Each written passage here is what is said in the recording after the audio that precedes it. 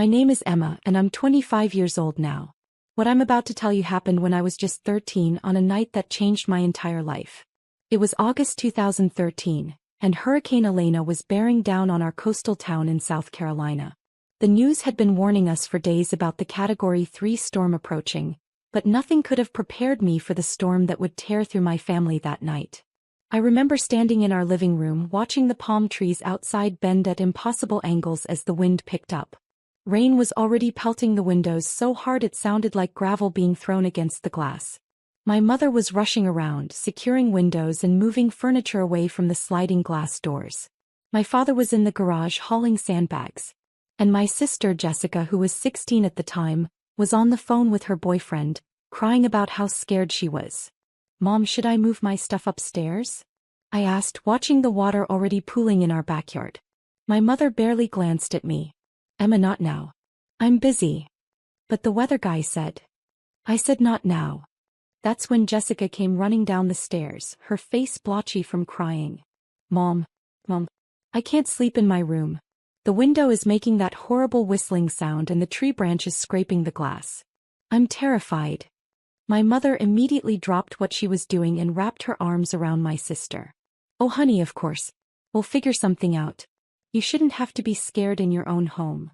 I watched this exchange, feeling the familiar ache in my chest that I'd felt countless times before. Jessica was the golden child. Jessica was the one who mattered. Jessica's comfort, Jessica's feelings, Jessica's everything always came first. "She can sleep in my room," I offered, trying to be helpful. "I'll take her room for tonight." My father walked in from the garage just as I said this, soaking wet from the rain. "Nobody's switching rooms," he said firmly. "Jessica needs her own space. She's preparing for her SATs and she needs her study materials around her." "But Dad, the hurricane," I started. "Emma, enough," my mother snapped. "Your sister is going through a difficult time. Her boyfriend might be moving away next year and she's stressed about college applications. She needs stability right now." I felt my face flush with confusion and hurt. "But where will she sleep if not in her room or mine?" That's when my parents exchanged a look. It was a look I'd seen before, a look that always preceded something bad for me. My mother turned to me with an expression that was somehow both apologetic and determined. "Emma, you're going to need to give Jessica your room for a while." I blinked. "What? Where will I sleep?" "We'll set something up in the garage," my father said, not meeting my eyes. "Just temporarily until the storm passes and we can figure out a more permanent solution." The garage. I couldn't believe what I was hearing. "Dad, there's a hurricane coming. The garage floods every time it rains hard." "Don't be dramatic," my mother said sharply. "We'll put your mattress on cinder blocks. You'll be fine for a few nights." But I wasn't being dramatic. I was being realistic. Our garage had flooded 3 times in the past 2 years during regular rainstorms. During a hurricane, it would be a swimming pool. "Please," I begged, feeling tears starting to form. "I'll sleep on the couch. I'll sleep in the hallway. Just don't make me sleep in the garage during a hurricane." Jessica looked uncomfortable for a moment, but then my mother's hand on her shoulder seemed to remind her of her position in the family hierarchy. "Emma, stop being selfish. Your sister needs this." Over the next hour, as the wind howled louder and the rain intensified, I watched my father move my mattress, my clothes, and my few possessions into the garage. He set the mattress on 4 cinder blocks, which raised it maybe 8 inches off the concrete floor. My mother brought out one thin blanket and a flashlight with dying batteries. "This is just for tonight," she said, though her eyes told me she was lying. "Tomorrow we'll figure something better out." By 8 p.m. the hurricane was in full force. The power had gone out and I could hear things crashing and banging outside. Water was already seeping under the garage door, creating a growing puddle that was slowly spreading across the floor. I sat on my mattress, hugging my knees, trying not to cry as I listened to my family inside the house. I could hear them talking and laughing in the living room. My father had set up the camping lanterns and they were probably playing cards or board games to pass the time like we usually did during storms. Except this time I wasn't included. Around 9 p.m. the water in the garage was already 3 inches deep. It was lapping at the cinder blocks and I knew it would reach the mattress soon. I was cold, wet, and terrified. Every crack of thunder made me jump. Every time the wind slammed something against the garage door, I was sure it would come crashing in. I tried the door that connected the garage to the house. It was locked from the inside. I knocked. Softly at first, then harder. Mom? Dad? The water's getting really high out here. No answer. Either they couldn't hear me over the storm, or they were choosing not to hear me. I knocked again, this time pounding with my fist. Please. The garage is flooding. Still nothing. The water reached the mattress. I stood on it, balancing on the soggy surface, and tried to call out louder. Dad. The water's on the mattress now. Please let me in. Finally I heard footsteps. The door opened a crack and my father's face appeared, backlit by the warm glow of the camping lanterns. Behind him I could see my mother and Jessica sitting comfortably on the couch, wrapped in blankets. Emma, stop making such a fuss, he said, his voice hard. You're fine. Just deal with it. But Dad, I'm standing in water. The mattress is soaked. I'm freezing. Your sister needs her space, he shouted, and for the first time in my life, I saw something in my father's eyes that scared me. It wasn't just annoyance or frustration. It was anger. Real anger. Directed at me, his 13-year-old daughter, for daring to complain about being locked in a flooding garage during a Category 3 hurricane. But your sister comes first, he bellowed. She has always come first and she always will. Now stop bothering us and figure it out yourself. He slammed the door in my face. I heard the lock click. I stood there in the dark, in the water that was now up to my ankles, listening to my own father tell me that my sister, who was 3 years older than me and perfectly capable of handling some noise, mattered more than my safety. That her comfort was worth more than my life. That's when something broke inside me. Not loudly, not dramatically, but quietly and completely. The last thread of hope that my parents loved me, that they valued me, that I mattered to them at all. It snapped. I was shaking, but not from cold anymore. I was shaking from a rage and hurt so profound that I didn't know what to do with it. I was 13 years old and my parents had just shown me exactly what I was worth to them. Less than my sister's preference for which room she slept in during a storm. The water was up to my shins now. The garage door was rattling violently. I knew I had to do something or I might actually die out here. Not because of the hurricane, but because my parents had decided my sister's temporary comfort was worth more than my safety. I tried the door to the house one more time. Locked. I tried the garage door opener, but the power was out. The manual release cord was underwater somewhere. I was trapped. That's when I remembered my Uncle Robert. Uncle Robert was my father's younger brother, and he lived about 30 minutes away. He and my father had some kind of falling out years ago. I never knew the details, but they barely spoke. Uncle Robert had never married, had no kids of his own, and the few times I'd met him at family gatherings, he'd always been kind to me. He'd asked me about school, remembered my birthday, treated me like I mattered. I had his phone number in my cell phone because he'd given it to me last Christmas and told me, if you ever need anything, kiddo, you call me. Doesn't matter what time, doesn't matter what it is. You call. With shaking hands, I pulled my phone out of my pocket. By some miracle, it still had battery. By another miracle, I still had 1 bar of signal. I called Uncle Robert. He answered on the second ring. Hello. Uncle Robert? My voice came out as a sob. It's Emma. I need help. Emma? What's wrong? Where are you? I could hear the immediate concern in his voice, the sound of him moving, getting ready to act. I'm at home. In the garage. My parents locked me out here because Jessica wanted my room and it's flooding and I'm standing in water and they won't let me in and... The words tumbled out in a rush, broken by sobs. There was a long, terrible silence on the other end. Then, in a voice I'd never heard from him before, low and dangerous, Uncle Robert said, You stay on the phone with me. I'm coming to get you right now. Do you understand me? I'm coming and I'm going to get you out of there. But the hurricane. I don't give a damn about the hurricane. You're a child and you're in danger. I'm leaving right now. True to his word, I heard a door slam on his end, heard an engine start. Emma, honey, keep talking to me. Tell me exactly where you are in the garage. I told him everything while I heard him driving, heard the windshield wipers going at full speed, heard him cursing at the weather and at my parents in equal measure. He kept me talking, kept me calm, kept me focused on his voice instead of the rising water and the howling wind. I'm about 10 minutes out, he said. The roads are bad, but I'm coming. You hold on, sweetheart. When I finally heard the sound of his truck pulling into our driveway, I wanted to cry with relief. I heard him get out, heard him pounding on the front door of the house. I could hear his voice, muffled but angry, shouting at someone. Then the garage door's manual release was yanked from the outside, and the door started to rise.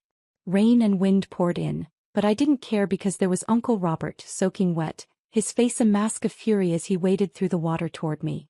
"Come here," he said, and he scooped me up like I weighed nothing, carrying me out of the garage and toward his truck. That's when I saw them. My parents were standing in the doorway of the house, backlit by the warm light inside. My mother had her hand over her mouth. My father's face was red, angry. "You have no right," my father shouted over the storm. "She's my daughter." Uncle Robert turned, and the look he gave my father could have melted steel. "She's a child. Your child. And you locked her in a flooding garage during a hurricane." He was shaking with rage, still holding me against his chest. "What is wrong with you?" "She was fine. She was being dramatic," my mother called out, but even she looked uncertain now. "She's standing in a foot of water, Jennifer. She's been out here for hours." She called me terrified because her own parents wouldn't let her in the house. Uncle Robert took a step toward them, and I felt his whole body vibrating with anger. "You could have killed her. For what? So Jessica could have a quieter room." Jessica appeared behind our parents, her face pale. For a moment she looked guilty, but then my mother pulled her close, protective. "We were going to check on her," my father said, but his voice lacked conviction. "When?" Uncle Robert demanded. "When the water reached the ceiling. When she drowned in your garage." I was shivering violently now, and Uncle Robert seemed to remember I was there. He turned back to his truck. "I'm taking her. Don't call me. Don't come looking for her. If you come near her, I will call the police and report what you did tonight. Do you understand me? You can't just take my daughter," my father shouted. Uncle Robert opened the passenger door of his truck and carefully set me inside, wrapping his jacket around me. Then he turned back to my parents one last time. "I already did. And if you had any decency, you'd be grateful someone gives enough of a damn about her to make sure she doesn't die in your garage." He got in the truck and we drove away. I watched through the rear window as my parents stood in the doorway, getting smaller and smaller, until we turned the corner and they disappeared from view. Uncle Robert's house was farther inland, away from the worst of the flooding. It was a modest two-bedroom place, but it was warm and dry and safe. He brought me inside, gave me dry clothes that were way too big for me, and made me hot chocolate while the hurricane raged outside. "You're staying here," he said, not as a question but as a statement. "As long as you need to. As long as you want to." "They're going to want me back," I whispered, though even as I said it, I wasn't sure it was true. Uncle Robert's jaw tightened. "Let them try." Then his expression softened and he sat down across from me at his kitchen table. "Emma, what happened tonight? That wasn't okay. That was never okay. And I need you to understand something. None of this is your fault. Not any of it." I started crying then, really crying for the first time that night. All the fear and hurt and confusion poured out of me, and Uncle Robert just sat there letting me cry, occasionally reaching over to squeeze my hand. "Why don't they love me?" I asked when I could finally speak again. "What did I do wrong?" "Nothing," Uncle Robert said fiercely. "You did nothing wrong. Some parents, some people, they're broken in ways that have nothing to do with their kids. Your parents' treatment of you says everything about them and nothing about you. You understand me?" I nodded, though I didn't fully believe it yet. How could I? I was 13, and my parents had just demonstrated in the clearest possible way that my sister's minor inconvenience was worth more than my safety. But Uncle Robert meant it. And over the next days, weeks and months he proved it in ways big and small. My parents did try to get me back. 3 days after the hurricane, when the roads were clear, they showed up at Uncle Robert's house. My father was blustering about rights and kidnapping. My mother was crying, saying they'd made a mistake, that they were worried sick. But I wouldn't come out of my room. I couldn't. Every time I thought about going back to that house, I remembered standing in that garage, pounding on the door, begging to be let in while my father told me my sister came first. Uncle Robert handled them. I heard raised voices, heard my father threatening legal action. But Uncle Robert had taken pictures of the flooded garage that night, had a record of my phone call to him, and had already consulted with a lawyer. He made it clear that if they pushed this, he would push back, and what happened that night would become public record. They left without me. Jessica called me once 2 weeks later. "Emma, Mom and Dad are really upset. When are you coming home?" I'm not, I said quietly. Don't be ridiculous. You're 13. You can't just decide to live somewhere else. Why didn't you say anything? I asked. That night when Dad was moving my stuff to the garage, when you could hear me knocking and calling for help, why didn't you say anything? There was a long silence. Then, it wasn't my fault. I didn't know it would flood that badly. But you knew I was out there. You heard me. And you didn't care. You're being dramatic. I hung up. She didn't call again. Uncle Robert became my legal guardian through a process I didn't fully understand at the time. There were court dates and lawyers and social workers. My parents fought it initially but not very hard. I think part of them was relief to not have to deal with me anymore. I was the daughter who didn't fit their narrative, who didn't perform the way Jessica did, who required actual thought and care instead of just being easy. So they let me go. And Uncle Robert took me in not as an obligation but as a joy. He enrolled me in a new school closer to his house. He learned how to braid hair by watching YouTube videos so he could help me in the mornings. He came to every parent-teacher conference, every school play, every band concert. He taught me how to change a tire, how to manage money, how to stand up for myself. More than that, he taught me what unconditional love looked like. It looked like driving through a hurricane to save someone. It looked like patient encouragement when I struggled with algebra. It looked like sitting up with me until 2 a.m. when I couldn't sleep because of nightmares about being trapped in that garage. You're going to do amazing things, Emma, he would tell me. You're smart and strong and kind. Don't let anyone ever make you believe otherwise. And slowly, painfully, I started to believe him. I threw myself into school. Partly because I genuinely loved learning, but partly because I wanted to prove something, to my parents, to myself, to the world. I wanted to prove that I was worth more than they'd valued me. That throwing me away had been their loss, not mine. I made honor roll every semester. I joined the debate team. I volunteered at the local animal shelter. I started a coding club at my high school. I was elected student council president my junior year. And all the while, Uncle Robert was there, proud of every achievement, big or small. That's my girl, he'd say, and I'd feel a warmth in my chest that I'd never felt with my parents. When it came time to apply for colleges, Uncle Robert and I spent hours researching schools and scholarships. He made it clear that money wasn't an issue. He'd find a way to pay for wherever I wanted to go. But I was determined to earn as much scholarship money as possible. I didn't want anyone to ever say I'd gotten where I was going because of handouts. I got into MIT with a full academic scholarship. The day the acceptance letter came, Uncle Robert cried.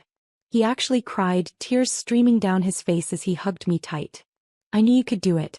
I always knew. My parents found out somehow. My mother called me for the first time in 4 years. Emma, we heard about MIT. That's wonderful, honey. We're so proud of you. The casual tone, as if the past 4 years hadn't happened, as if she had any right to claim pride in my accomplishments, made my blood boil. Don't, I said coldly. You don't get to be proud of me. You didn't raise me. You threw me away in a flooding garage because Jessica wanted my room. Uncle Robert raised me. He gets to be proud. You get nothing. Emma, we made a mistake. You made a choice, I corrected. Over and over again you made choices that told me exactly what I was worth to you. Don't call again. I hung up and blocked the number. At MIT I thrived. I majored in computer science and economics, double majoring because apparently I enjoyed torturing myself with workload. I did internships at tech companies in the summers. I made friends, real friends who valued me for who I was. I even dated a little, though relationships were hard when you had trust issues the size of a hurricane. Uncle Robert came to visit me every few months, always bringing care packages and dad jokes. How are you doing, kiddo? He'd ask, and I'd tell him everything, the good, the bad, the overwhelming. He listened to it all with the same patient attention he'd always shown me. I'm proud of you, you know, he said during one visit my sophomore year. Not just because of your grades or your internships. I'm proud of the person you've become. You're kind despite everything that happened to you. You're strong without being hard. You turned pain into purpose. I learned from the best, I told him, and I meant it. During my senior year, Uncle Robert's health started declining. He'd always been healthy, active, but he started having trouble breathing. Tests revealed advanced lung cancer. He'd been a smoker in his younger years and now it was catching up with him. I wanted to leave school to come home and take care of him. But he refused. You have 1 semester left. You finish. I'll still be here when you graduate. He was but barely. I could see how much weight he'd lost, how hard it was for him to breathe. But he came to my graduation, oxygen tank and all, and he cheered louder than anyone when my name was called. "MIT graduate," he said afterward, holding both my hands in his thin ones. "Emma Chin, MIT graduate. Damn, I'm lucky I got to see this." "Uncle Robert. I need to tell you something," he interrupted, his voice serious. "I've been updating my will. When I'm gone, everything goes to you. The house, my savings, my investments. All of it." "I don't want to talk about this," I said, tears already forming. "We have to," he insisted gently. "Emma, I want you to know that you gave my life meaning. Before you, I was just going through the motions. But raising you, watching you grow, being part of your life, that was the best thing I ever did. You made me matter. You always mattered," I choked out. "So did you," he said. "I just wish your parents had been smart enough to see it." He died 3 months later, peacefully in his sleep. I was there holding his hand, telling him about my new job offer from a tech company in Boston. I think he heard me. I hope he did. The funeral was small, just me, a few of his friends, and some distant relatives I barely knew. I stood at the front, delivering the eulogy, talking about the man who had saved my life in every way a person could be saved. And that's when they showed up. My parents. And Jessica. They slipped into the back row during my speech and I saw them. My mother, older now, her hair grayer. My father, still stern-faced. Jessica, now 28, dressed in expensive clothes that screamed success. I faltered for a moment, my voice catching. But then I remembered everything Uncle Robert had taught me about strength and self-worth, and I finished the eulogy without acknowledging their presence. After the service, they approached me at the reception. My mother tried to hug me, but I stepped back. "Emma," she said, her eyes wet with tears. "We're so sorry for your loss. Robert was a good man." "He was the best man," I corrected. "He was the only parent I ever had that mattered." My father's face reddened. "That's not fair. We tried. You locked me in a flooding garage during a hurricane," I said flatly, my voice low enough that only they could hear. "Because Jessica wanted my room. You told me she came first. You chose her comfort over my safety, over my life. So no, you didn't try. You gave up. You threw me away. And Uncle Robert picked me up." "We made a mistake," my mother whispered. "We know that now. We've regretted it every day since." "Good," I said simply. "You should." Jessica stepped forward, her expression a mix of guilt and defensiveness. "Emma, it's been 12 years. Don't you think it's time to move past this? Family should forgive family." I looked at her, this woman who used to be my sister, who I'd once looked up to despite everything. "You knew I was out there that night. You heard me knocking. You heard me crying. And you did nothing because it benefited you. That's who you are, Jessica.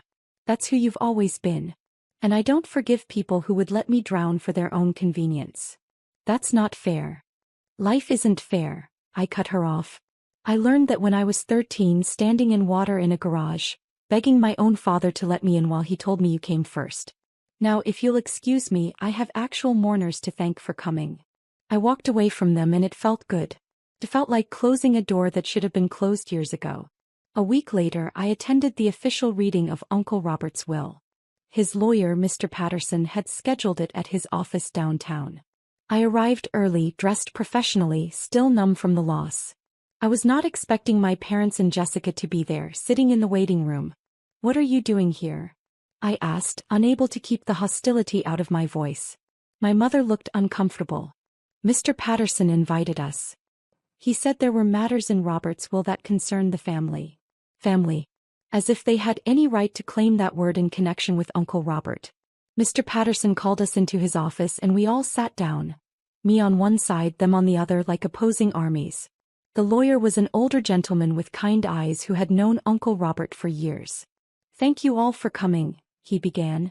"I'll get straight to the point. Robert Chin left a very specific will with very specific instructions." He opened a folder and pulled out several documents. "First, to Emma Chin, Robert leaves his entire estate.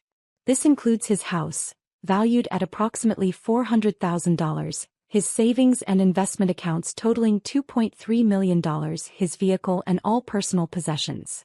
I heard my mother gasp. Across from me, Jessica's eyes went wide. $2.3 million? My father said. Robert had that kind of money? Robert Chin was a very successful investor, Mr. Patterson said calmly. He lived modestly but invested wisely. The bulk of his wealth accumulated over the past 30 years through careful financial planning. My mother's hands were shaking now. I could see her doing the math, realizing what this meant. But he never said anything.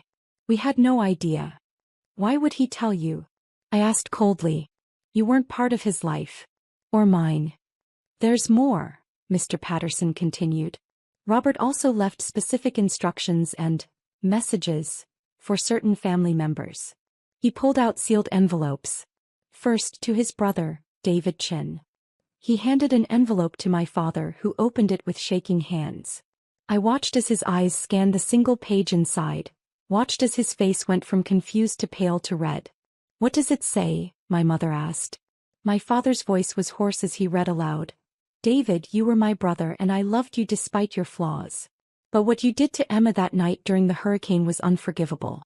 You locked a 13-year-old child in a flooding garage to placate your other daughter's whims. You chose convenience over safety, preference over protection. You failed as a father in the most fundamental way possible. I took Emma in not because I had to, but because I wanted to. Because she deserved someone who saw her worth.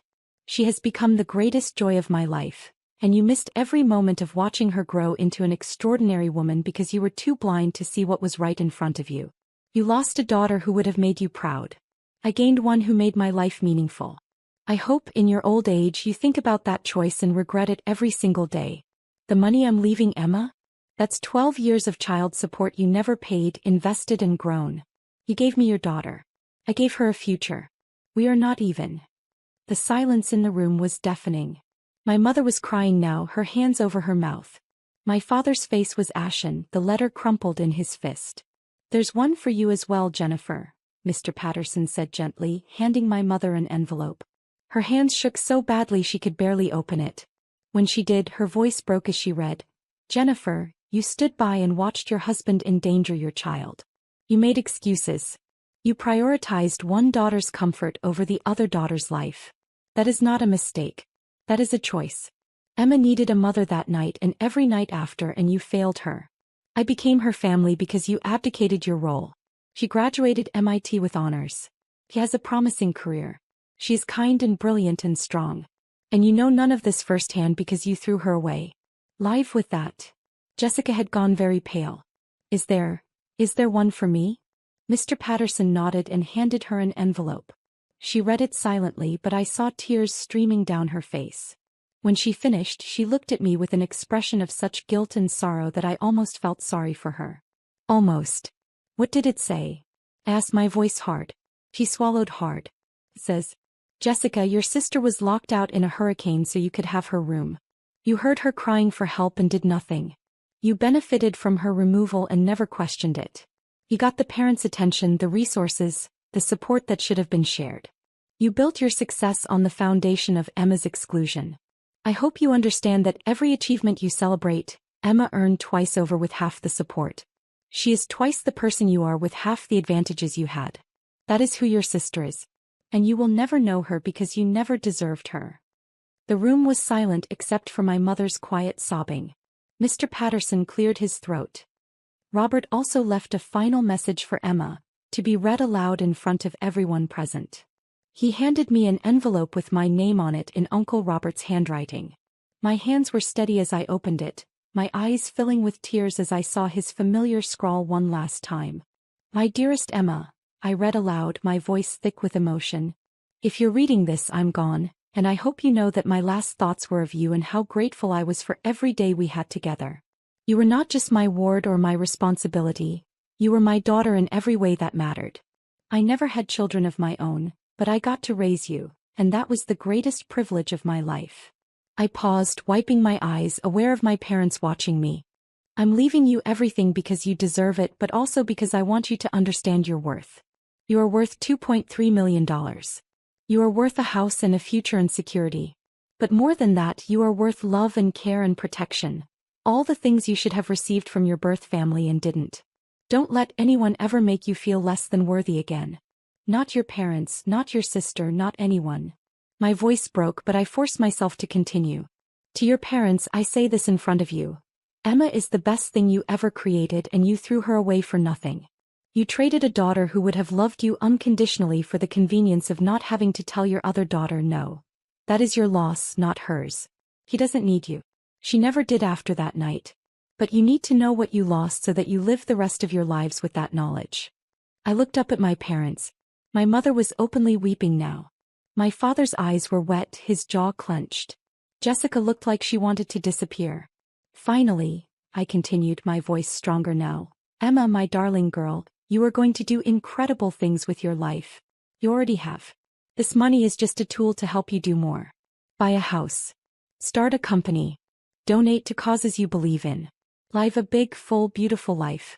And every time your parents see or hear about your success, they'll know that they had nothing to do with it. They'll know they were wrong about you. They'll know what they lost. That is its own kind of justice. I love you, kiddo. I always will. Make me proud, though you already have. Uncle Robert. I finished reading and carefully folded the letter, tucking it back into the envelope.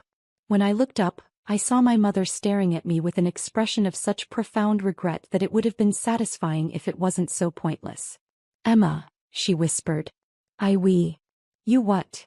I asked, my voice calm now, steady. You're sorry? You made a mistake? You wish you could go back? She nodded frantically. Yes. All of that. Emma, if we could just... No, I said simply. No second chances. No reconciliation. No family reunions. You made your choice 12 years ago and I've made mine now. You taught me that I'm worth less than Jessica's convenience. Uncle Robert taught me that I'm worth $2.3 million and a lifetime of unconditional love. I'm going with his assessment. But we're your parents, my father said, finding his voice. No, I corrected. You're the people who created me. Uncle Robert was my parent. He's the one who raised me, who sacrificed for me, who loved me. You're just strangers who share my DNA. That's not fair, Jessica said, her voice small. We were young. We didn't understand. You were 16, I interrupted. Old enough to know that locking someone out during a hurricane was dangerous. Old enough to say something. Old enough to care. You just didn't because it benefited you not to. That's not youth. That's character. I stood up, gathering my things. Mr. Patterson, thank you for handling this. Please send all the paperwork to my address. I assume I'll need to sign some things. Yes, we can arrange that, he said, looking sympathetic. I turned to my parents one last time. I'm going to use Uncle Robert's money to start a foundation for displaced children and teens. Kids who've been thrown away by their families who need a second chance. I'm going to make sure they have what I had. Someone who sees their worth. And I'm going to name it the Robert Chin Foundation for Found Family. So every time you hear that name, every time you see an article about the good work it's doing, you'll remember the daughter you threw away and the man who proved you wrong. My mother reached for me. Please, Emma. Don't do this. We can fix this. There's nothing to fix, I said, stepping back. You broke something 12 years ago that can't be repaired. I'm not doing this to punish you. I'm doing this because you're not my family anymore. You haven't been for a very long time. I walked out of that office with my head high, leaving them sitting there with their regret and their guilt and their loss. And I never looked back. That was 3 months ago.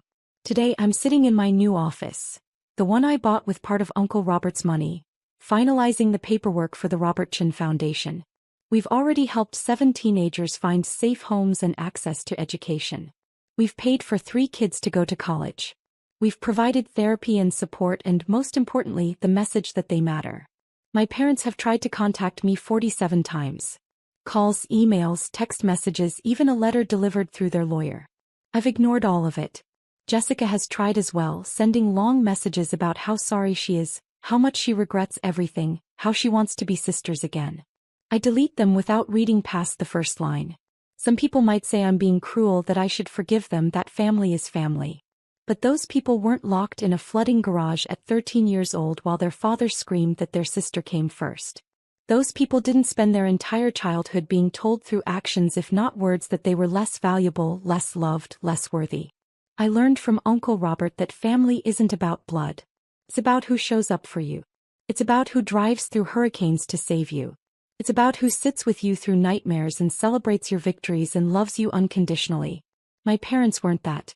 Uncle Robert was. And now with his money and his legacy, I'm going to make sure other kids know they're worth saving too. Because every child locked out in the cold deserves someone to open the door. Every kid dismissed and devalued deserves someone to see their worth. Every daughter or son thrown away deserves to know they matter. Uncle Robert taught me that.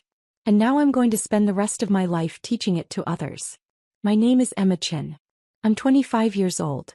I'm worth $2.3 million, but I learned from the best that my real worth has nothing to do with money. It has everything to do with the love I received from the man who became my real father. The one who proved that family is a choice, not an obligation. And I choose to honor his memory by being that person for someone else. That's the best revenge I could ever have. If you enjoyed this story, drop a comment and let me know where you're watching from. Your support means everything.